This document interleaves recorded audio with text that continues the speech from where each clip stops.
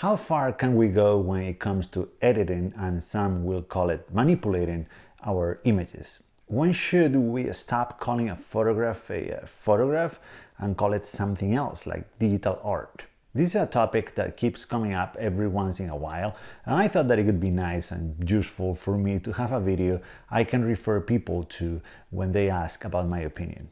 My short answer is that I don't know. I believe there is a line, but where to draw that line is up to each one of us.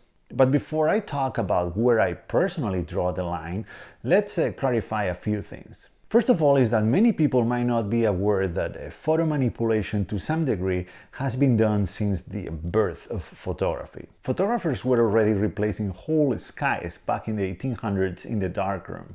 Most of the things that we do every day in Lightroom or Photoshop to our raw files have been available for a long time to photographers in the darkroom. Now, it is true that today is much easier, much faster, and much cheaper. It's much more accessible to everyone. You don't need to be super skilled in the darkroom to be able to replace a whole sky. It might come down to just press a button, as simple as that today. But I think it's very important to remember that these things have been done by photographers for a long time. It's nothing new. If you've seen any of my videos where I edit some of my images, you already know that I have no problem when it comes to removing distractions from the image. I call them distractions because they don't add anything to the image. In fact, they usually subtract from it. Most of the time, they are just little spots, a little bit of grass here, a little bush, or even a little bit of trash. But sometimes I do clean up a larger portion of the photograph to get the image that I want.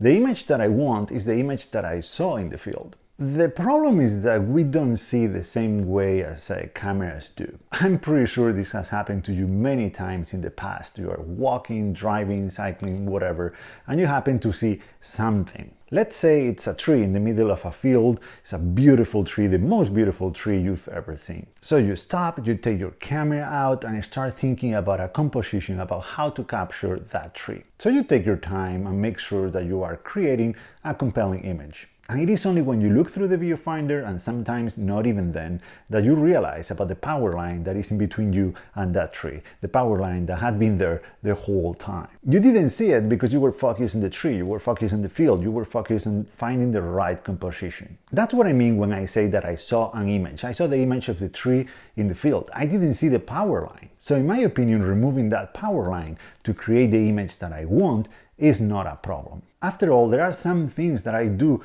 in camera to remove distractions. For example, when I take long exposures. The reason why I love long exposures is because they remove the detail from the water and from the sky. You see, I'm not manipulating the photograph in post, but I'm manipulating reality in the field, in camera, to create the image that I want. And while I'm sure that many people are okay with long exposures because they are done in camera, in the field, many people are not that okay with manipulating the photograph in post to create a similar effect. And that's where I disagree, because I believe that there is nothing wrong with doing it in post. And I don't care if people don't consider them photographs anymore. I don't call them photographs myself. I call them images. It's an image that I am creating. It's an image that didn't necessarily exist out there. After all photography is a lie, it's a manipulation of reality. Let me show you an example of what I mean. I'm gonna show you two images that I've shown in this channel before. The first one is this one. It's a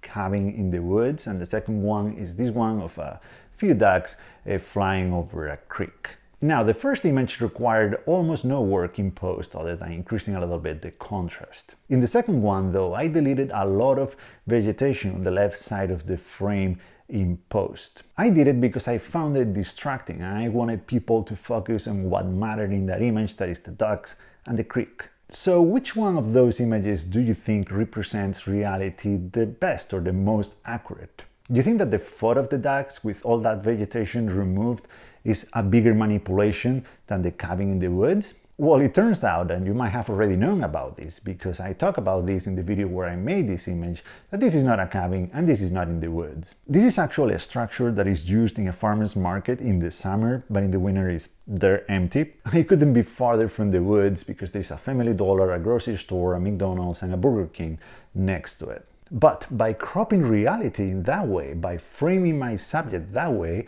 I might have made you believe that this is in fact a cabin in the woods. While the second photo of the ducks and the creek, well, it really happened. There was nothing around that I was leaving out. The ducks were flying over the creek, so there is no really a manipulation of reality here. This is what I mean when I say that all photography is a lie. We just can't capture everything that is happening around us. We have to select, we have to extract what we want to create from reality. And in doing so, we are already manipulating it. And in my opinion, using the cloning tool in post to remove some extra distractions is not a big deal at all. So I remove stuff from my images, but I don't add anything to them, like composites or something like that. But the only reason why I don't do it is because I don't see those images in the field. I don't have such imagination. I just prefer to wander around and capture whatever might happen in front of me. But if I were more creative and I saw those things in my mind, I would have no problem